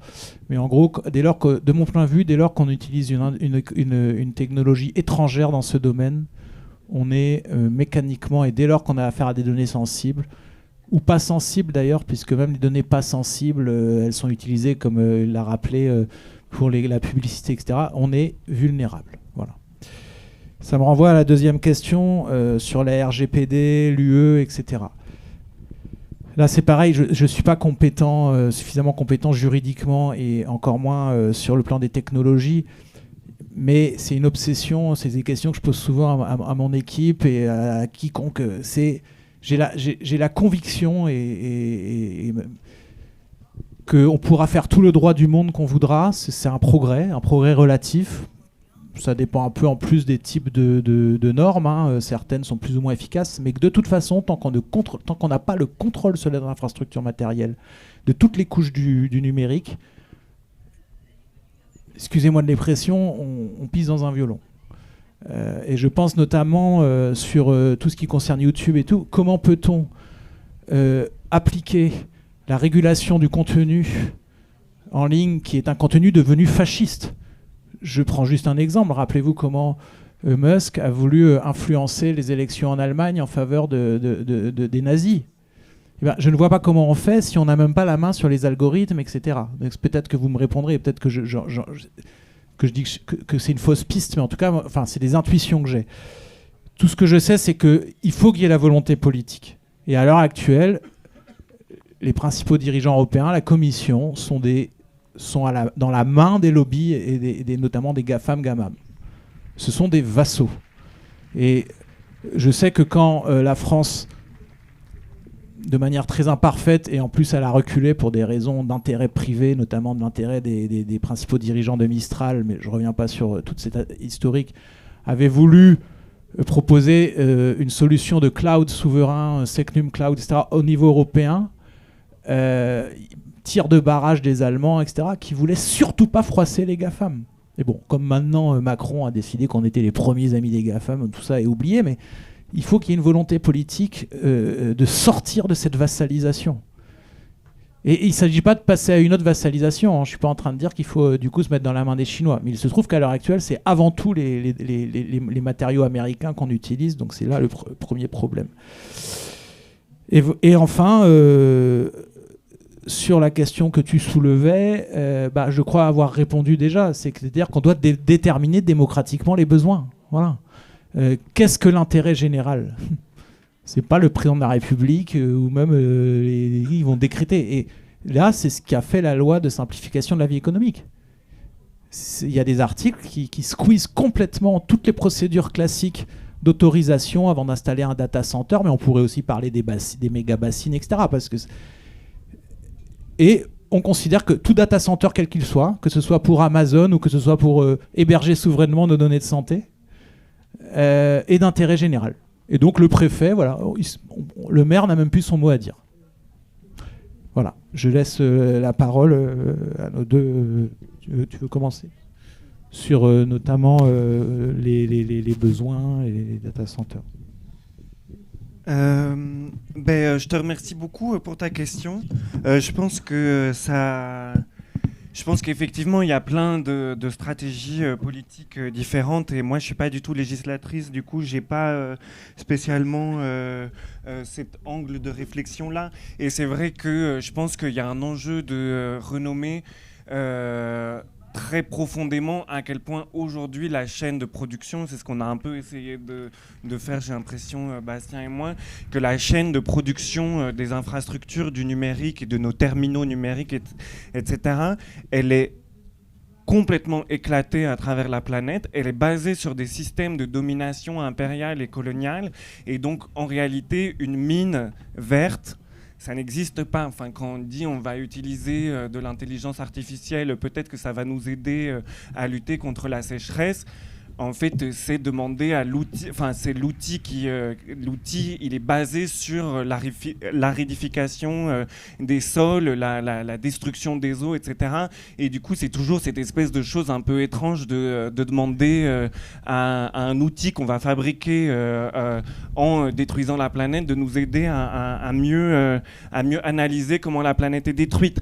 Donc, après, on est dans une situation où effectivement la donnée scientifique peut avoir un intérêt dans une stratégie ponctuelle, etc. Je ne suis pas en train de dire qu'il faut arrêter de faire de l'imagerie scientifique, etc. C'est pas du tout ça, mais c'est juste de reposer cette espèce de choses-là que l'imagerie médicale, que l'intelligence artificielle, elle permet de mieux traiter, etc.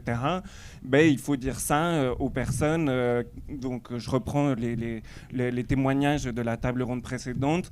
Les personnes qui ont été mutilées, violées, décimées, etc., leur dire qu'en fait, on a fait le choix que c'était utile l'imagerie médicale et que finalement, c'est pas très grave votre problématique contemporaine en République démocratique du Congo. Je pense qu'il y a un endroit où en fait, c'est aussi très important de redire qu'aujourd'hui, les infrastructures du numérique, elles sont basées sur cette violence impériale-là. On est dans un mode de vie impérial. Nos téléphones, nos ordinateurs sont basés sur le fait que la France exploite toute une partie du reste du monde.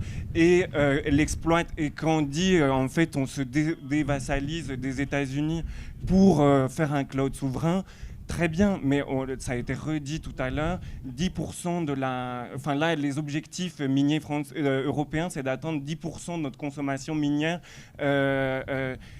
mais du coup, 90% restent extraites ailleurs. Et donc, en fait, je pense que c'est aussi des choses... Par exemple, je trouve que le témoignage des personnes qui travaillent dans Fairphone, et il est super intéressant. C'est eux, ça fait 15 ans qu'ils essayent de faire un téléphone éthique. Ça fait 15 ans qu'ils n'y arrivent pas. Et ça ne veut pas dire qu'il ne faut pas essayer de le faire. Et ça ne veut pas dire qu'il faut rentrer dans les filières... que là, la stratégie de faire une entrée dans une filière industrielle pour essayer de la faire bouger de l'intérieur, que c'est obligatoirement une stratégie qui serait complètement vaine. Mais c'est sûr que je pense que remettre ce truc-là au centre du débat, je pense que c'est super important. Un data center municipal, aujourd'hui, s'il est juste municipal, s'il est juste souverain, etc., mais qu'en fait toute la chaîne de production, elle continue à être éclatée à travers la planète avec des conditions de travail délétères sur tout le trajet, en fait, sans doute, moi je pense que c'est une étape d'essayer de construire une forme de souveraineté numérique. C'est sans doute une étape nécessaire parce qu'il faut déjà se dévassaliser pour reprendre une forme de contrôle pour aller plus loin, mais il ne faut absolument pas que ce soit ça l'objectif politique. L'objectif politique, il doit être beaucoup plus ambitieux. Je pense que cette question des imaginaires du numérique low-tech, on n'est même pas à des balbutiements de ce que ça pourrait être quelque chose de beaucoup plus pertinent. Donc voilà, je pense que c'est un peu ça que j'avais envie de redire, et je pense aussi redire que c'est un peu des espèces de choses grossières, mais que en fait les infrastructures du numérique aujourd'hui, c'est les infrastructures de la domination impériale. C'est à travers ça qu'on extrait la valeur à travers le monde. C'est ce qui justifie la plupart des budgets, etc. Donc je pense que c'est un peu, là je le dis un peu grossièrement, mais que c'est aussi un travail qu'il faut essayer de mieux préciser. Et je pense qu'effectivement, à travers le travail de territorialisation très précise, très fine, de voir les leviers très concrets de qui prend quoi, où, etc., c'est là qu'on commence à pouvoir vraiment essayer de toucher, de déplacer, et c'est d'essayer de voir dans quelle usine c'est produit, etc. Et je pense que c'est juste ça que je voulais dire. Je suis désolé, c'était peut-être un peu confus, mais que je pense qu'il faut aller beaucoup plus loin dans la manière dont on peut imaginer cet potentiel alternumérisme. Merci. Merci beaucoup. Peut-être sur les logiciels libres et les enjeux de régulation européenne qui ne régulent rien pour l'instant. Oui, c'est ça. Alors, sur la question sur la circulaire Hero et les logiciels libres, je ne sais pas où en est cette circulaire, mais tu l'as rappelé, on a un contrat avec Microsoft qui vient d'être renouvelé, et on a l'éducation nationale qui est dans cette logique de confier au privé le soin de faire des outils. C'est notamment à l'hiver 2024 où il y a eu un scandale d'une IA générative qui était censée remplacer des profs est développé par une entreprise et on lui a demandé, des internautes lui ont demandé le test des œufs de vache. C'est-à-dire ils ont demandé à cette IA ce qu'elle pensait des œufs de vache et elle a commencé à expliquer comment étaient les œufs de vache, à quel point c'était super en cuisine. Bon voilà, on est aujourd'hui dans cette logique-là. Et malheureusement, on n'est pas du tout politiquement dans une logique de sobriété, de se retirer de ces technologies pour repenser le modèle. On est dans une logique très néolibérale. On a moins de budget pour l'éducation nationale, on veut moins de profs, on va mettre une IA. Pareil pour l'administration fiscale, pareil pour les services publics de manière générale. Et pareil pour l'hôpital. Et ça, malheureusement, c'est pas avec les logiciels libres que ça se fait. Sur la question des critères de sobriété écologique, je ne sais plus. L'ADEME propose des choses. Je ne sais pas ce qui est obligatoire, ce qui ne l'est pas. Mais en réalité, c'est une partie très infime du problème. C'est cette question du premier ordre. On ne peut pas penser la question en s'arrêtant à ces critères qui sont objectifs, qui peuvent permettre à une entreprise de dire « Regardez, je suis conforme à ce référentiel, c'est super ». Non, ça serait du greenwashing et il faut penser les usages. Et c'est vraiment ce qu'on essaie de faire à la Quadrature, de sortir de cette question du premier ordre, qui est importante, mais qu'il ne faut pas sacraliser. Sur la question de la rigueur de l'UE, alors je suis d'accord que l'Union européenne a beaucoup de pouvoir sur ce qui va se passer ensuite dans les États membres en matière de numérique énormément. Aujourd'hui, on a un équilibre politique dans l'Union européenne depuis les dernières élections européennes qui est très très à droite. La commission von der Leyen 2 est une commission très très à droite et problématique d'un point de vue numérique, d'un point de vue écologique. Malheureusement, c'est une réponse politique qui va y avoir, c'est faire du militantisme sans oublier ces enjeux européens et ça va partir d'initiatives locales jusqu'à des luttes juridiques européennes. Nous, à la Quadrature du Net, on essaie de faire ces luttes juridiques européennes, mais finalement, c'est les mêmes outils que comment on combat Macron, avec les mêmes outils de la même manière qu'on combat von der Leyen. Sur la question des données de santé et de la peut-être nationalisation des data centers, alors oui, la numérisation des données de santé, c'est un problème démocratique et il y a eu une impasse démocratique très problématique. Mais aussi, il ne faut pas oublier que avant, il y a quelques années, les données de santé étaient numérisées par les hôpitaux, par les CHU, qui en gardaient la main, le contrôle, qui géraient les questions de recherche. Ça se faisait de manière décentralisée. C'était aussi une forme de numérisation des données de santé, mais une numérisation décentralisée et autrement. Et ce qui s'est passé il y a quelques années, c'est qu'on a tout centralisé, on en a profité pour mettre Microsoft dans la boucle, et on a ouvert au privé ces données de santé. Et c'est peut-être là le problème. Par exemple, c'est le scandale d'un médicament qui avait été développé grâce à l'argent du Téléthon, qui ensuite est revendu plusieurs millions d'euros dans sa phase d'exploitation par l'entreprise, plusieurs millions d'euros la dose. Et voilà, cette question, c'est plus une question plus large autour de la politique de santé. Je pense qu'une numérisation des données, elle est utile, mais elle doit se faire de manière très parcimonieuse, et la décentralisation des données, notamment laisser les CHU qui sont des universités à la base, pouvoir les gérer, ça me paraît être la base. C'est ce qui se faisait avant, ça n'est plus le cas, et pour la Quadrature du Net, c'est un problème. Et pour la nationalisation des data centers, oui, pourquoi pas, enfin, avoir plus de pouvoir public, démocratique, de contrôle, pourquoi pas, mais il faut aussi se dire que dans cet univers à inventer que promeut la Quadrature, il y a aussi des possibilités de se passer de ces grandes infrastructures. C'est notamment la question de l'auto-hébergement et donc d'avoir chez soi ou dans une association ou dans des collectifs qu'on connaît le contrôle de ces données, et sans avoir forcément besoin d'aller louer des énormes machines dans des data centers qui vont devoir être refroidis. Et pour reprendre l'exemple qui a été donné d'une municipalité, je ne suis pas certain qu'une municipalité ait besoin d'avoir un véritable data center pour héberger toutes ces données, sauf sauf des grosses métropoles, mais c'est pas la grande majorité en France. Et en réalité, une petite machine dans la mairie, ça va permettre d'héberger les mails, d'héberger le site, de faire beaucoup de choses sans avoir besoin d'aller nourrir ces énormes infrastructures. Voilà, donc il faut aussi penser dans ces alternatives low-tech à réutiliser comment faire autrement. Et pour des particuliers, il y a aussi le besoin de mettre en avant des initiatives comme en France, c'est le collectif des chatons.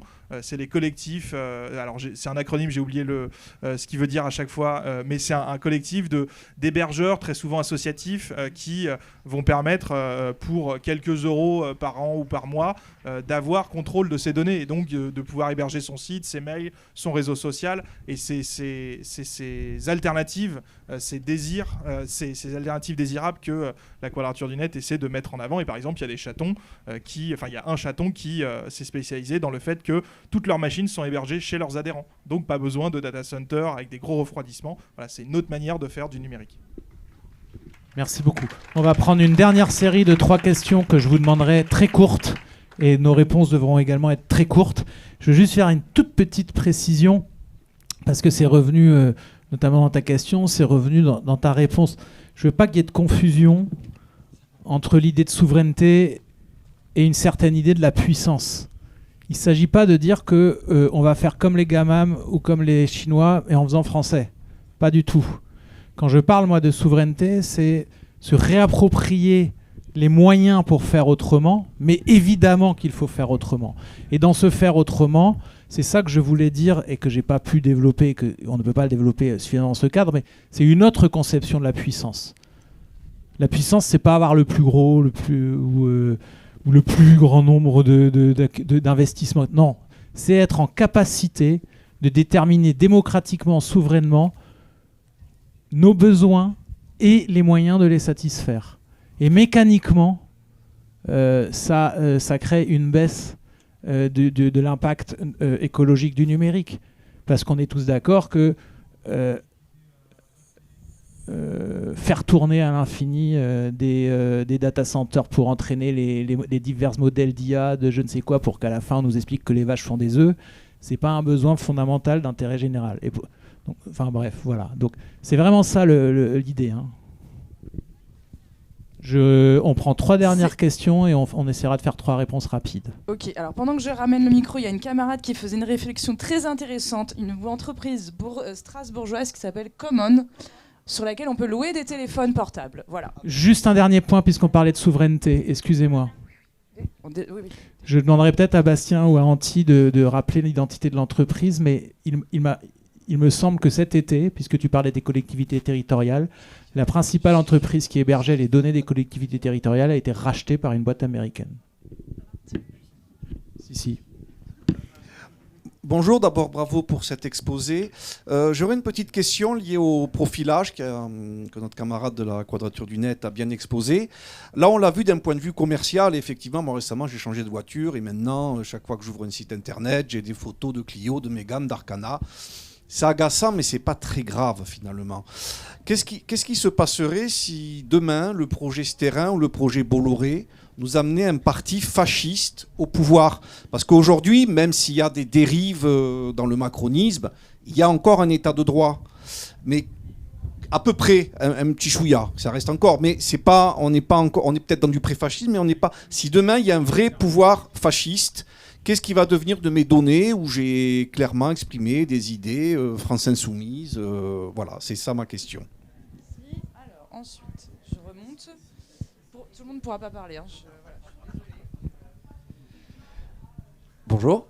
Une des questions que j'ai, c'est notamment en termes de souveraineté française sur le numérique. Comment est-ce qu'on fait pour, par exemple, pas reproduire l'exemple du médicament avec le Téléthon, on forme des ingénieurs et des chercheurs français qui finissent chez les GAFAM. Est-ce qu'il y a un moyen de les bloquer en France pour pas qu'ils aillent nourrir l'ennemi, quoi?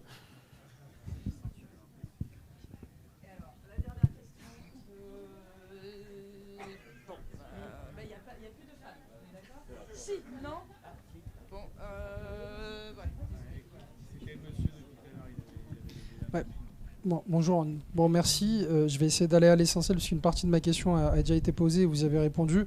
Alors, je précise, je suis militant donc à Marseille, donc très concerné par les sujets des data centers, et je ne suis pas un VRP de Microsoft. Sur l'aspect désirabilité, vous y avez répondu, côté quadrature du net. Sur l'aspect souveraineté et puissance, à la base, ma question, c'était comment transformer un discours de vigilance qui est nécessaire avec un horizon positif, une IA souveraine au service du peuple qui disent non aux GAFA, mais oui à un futur d'émancipation. Vous y avez déjà répondu, alors je voulais juste apporter quelques pistes et avoir votre avis là-dessus. Pour moi, je pense qu'on a, vous avez dit qu'on a 30 ans de retard sur les Chinois et les Américains, c'est vrai. Cela dit, les meilleurs chercheurs en Californie, ils sont français, et donc est-ce qu'une piste pourrait pas de leur donner l'envie de revenir, alors soit par des hauts salaires, ça va être compliqué de rivaliser avec 1 million de dollars par mois, soit avec un patrimoine aussi, ça peut être une réflexion sur la partition du patrimoine qui pourrait les intéresser à revenir chez nous. Sur les accords, je sais que sur le pétrole, Jean-Luc Mélenchon disait les pays qui ont du pétrole, nous on a d'autres choses à leur vendre et donc on peut avoir des accords bilatéraux dessus. Donc est-ce que justement sur la partie extraction de minerais, c'est la seule entre guillemets où on n'aura pas de levier de croissance, en tout cas si on veut être souverain. Donc est-ce qu'il ne vaut pas mieux travailler avec le Congo et des pays comme ça pour créer. Et le dernier point, c'est, je pense que pour soulever les masses aussi, c'est les scandales qui marchent. Et moi, j'en ai en tête qui me révulsent et qui, je pense, révulsent beaucoup de nos compatriotes. C'est Technip, c'est Alcatel. Les gens pensent au téléphone, mais Alcatel fabriquait les câbles sous-marins. Et c'était un truc stratégique que Sarkozy a laissé vendre. Ou encore GM+, et là, c'est le pire des scandales parce qu'on était leader des cartes à puces et aujourd'hui, tout marche avec des puces. Voilà. Merci beaucoup. Alors, merci beaucoup. Du coup, je ne peux plus prendre de questions. Les intervenants vont répondre. Et je crois qu'il y a un camarade qui ira discuter de projets Internet collaboratifs. Si les gens sont intéressés, vous pourrez vous joindre. Voilà. Je vais essayer de répondre sur la question de la publicité ciblée et du fichage politique. Alors, en France, je ne sais pas, mais aux États-Unis, il y a eu quelques cas rapportés de police qui allaient chercher directement chez les data brokers des informations, notamment dans les États fédérés qui ont une politique anti-IVG, donc pour aller repérer les femmes qui iraient avorter dans un autre État. Il y a eu des scandales d'utilisation, enfin de réquisition par la police de données chez les data brokers. Donc les conséquences politiques, elles sont effectivement là. Peut-être qu'on s'en rend pas compte tout de suite aujourd'hui, mais le fichage publicitaire, il a aussi des conséquences très fortes.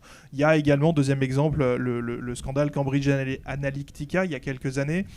C'était une application sur Facebook qui avait utilisé, abusé des règles de la plateforme, mais malgré tout utiliser ce que Facebook permettait de faire, c'est-à-dire c'est une application qui a pu permettre de cibler des personnes qui étaient politiquement susceptibles de changer d'opinion politique pour les faire voter pour un autre candidat. Et donc ça a des conséquences directes en matière démocratique. Ça, c'est déjà présent aujourd'hui. Ce ciblage publicitaire, il existe. Il a tout ce système de captation des données. Et donc, les conséquences politiques, on les voit peut-être pas beaucoup aujourd'hui. On risque de les voir demain très fortement et peut-être dès l'année prochaine avec les élections. Sur la question des ingénieurs qui finiraient chez les GAFAM, alors déjà, en France, on a un gros problème d'éducation dans les écoles d'ingénieurs aux questions éthiques, aux questions de société. De temps en temps, à la Quadrature du Net, on est sollicité par des associations d'étudiants, d'étudiantes pour aller faire un peu de base, expliquer que la technologie n'est pas neutre, que vos savoirs pourraient être utilisés pour de très mauvaises choses. Et en fait, on s'aperçoit qu'il n'y a vraiment aucune base posée dans les écoles d'ingénieurs. Donc il y a déjà un levier d'action d'aller sensibiliser ce qui est possible de faire. Ça se sensibilise aussi après. En ce moment, avec le génocide à Gaza, on a de plus en plus de contestations chez les GAFAM pour rappeler à la direction et au grand public ce que ces logiciels permettent de faire.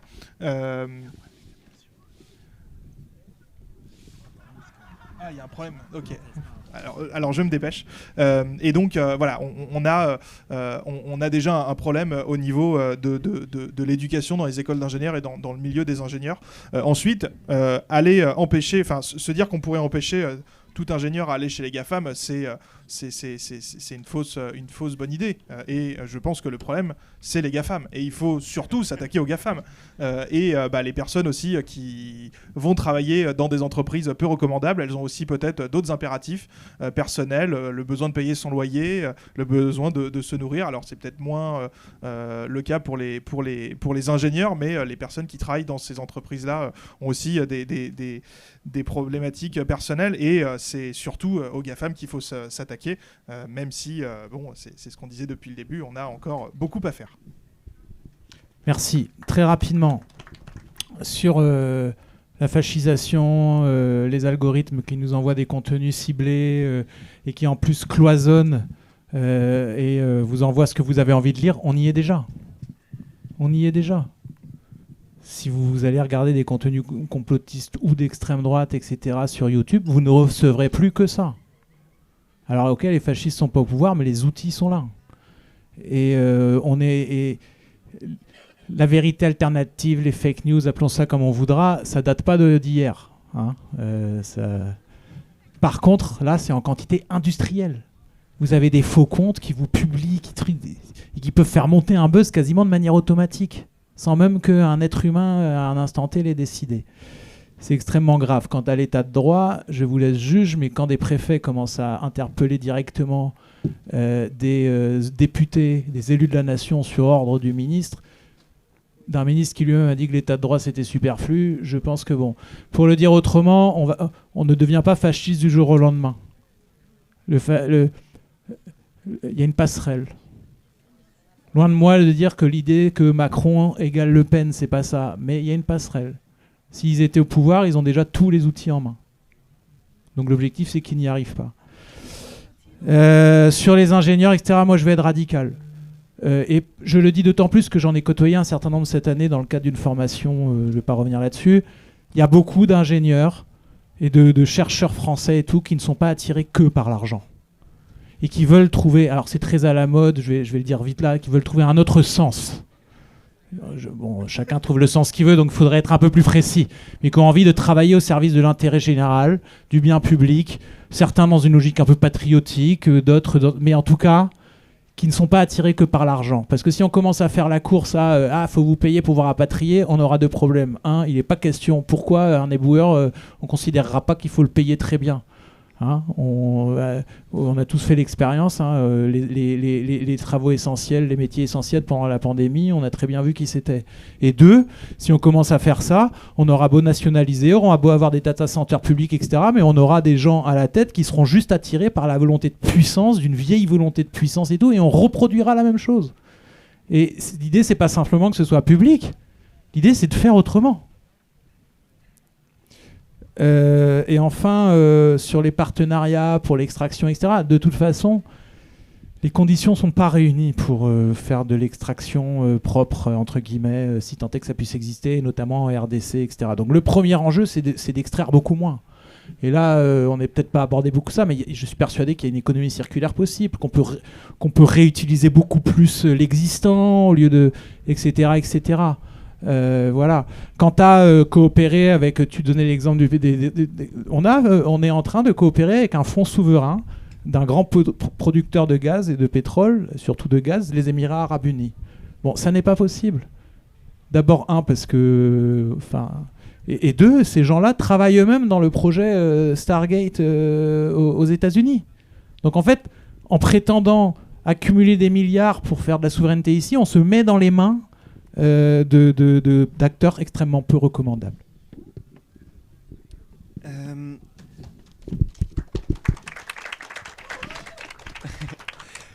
Du coup, moi, je voulais peut-être rajouter 2-3 petits trucs, mais je vais essayer de faire court.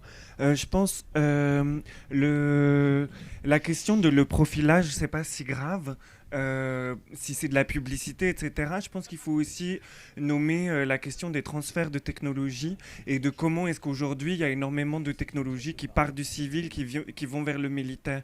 Et donc en fait, c'est une des choses qui fait que les big tech peuvent être très intéressantes pour le complexe militaro-industriel, c'est qu'ils ont des capacités de recherche et développement liées à toute leur industrie civile qui sont gigantesques. Et donc en fait, que tout ce qu'on va tester comme en termes de profilage, de ciblage, etc., après, c'est des technologies qui peuvent transiter aussi ailleurs et être réutilisées pour d'autres projets, notamment de transiter, le profilage peut transiter sur les programmes gospel, etc., qui vont permettre de retrouver ceux qui sont considérés comme des combattants du Hamas et qu'on va les bombarder chez eux.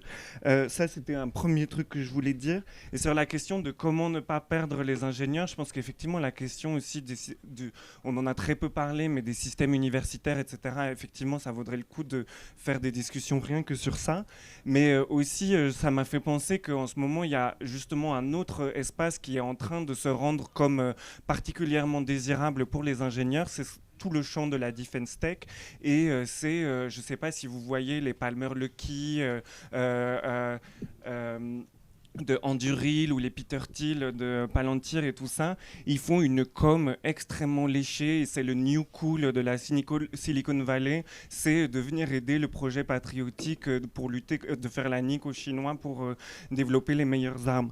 Donc en fait c'est assez dingue, mais c'est vrai qu'ils ont des stratégies de séduction des ingénieurs qui sont, des ingénieurs, et ça devient très cool presque de travailler. Avant c'était pas cool de travailler dans le complexe militaro-industriel. Maintenant, grâce à des Peter Luckey avec leur chemise hawaïenne et leur culture TikTok, en fait, ça devient cool. Et donc, c'est vrai qu'il y a un combat dans comment est-ce qu'on rend ça non désirable, comment est-ce qu'aussi on dit c'est pas cool du tout de travailler là-dedans, et comment est-ce qu'on construit un rapport de force, un rapport aussi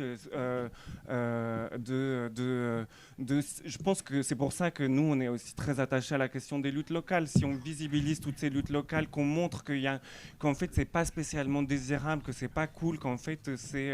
je pense que, par exemple, dans la stratégie de Stop Micro contre ST Microelectronics, le fait d'avoir montré que finalement, c'était assez problématique, ça fait que tu réfléchis à deux fois quand tu as fini tes études et que, en fait, tu sais qu'il y a des grosses luttes contre cette usine. Tu te dis peut-être que, en fait, c'est pas si cool de travailler là-dedans. Et je rejoins cette idée de, en fait, on n'est pas que motivé par l'argent, on est aussi motivé par ce qui fait sens en tant que société. Et on hérite de 30 ans d'Internet, c'est la libération des peuples, c'est l'abolition des frontières, etc. Aujourd'hui, on se rend compte que c'est pas que le capitalisme a fait que c'est pas la trajectoire de l'Internet qui a été prise. Du coup, comment est-ce qu'on visibilise ça et qu'on change la narrative collective là-dessus, quoi. Voilà.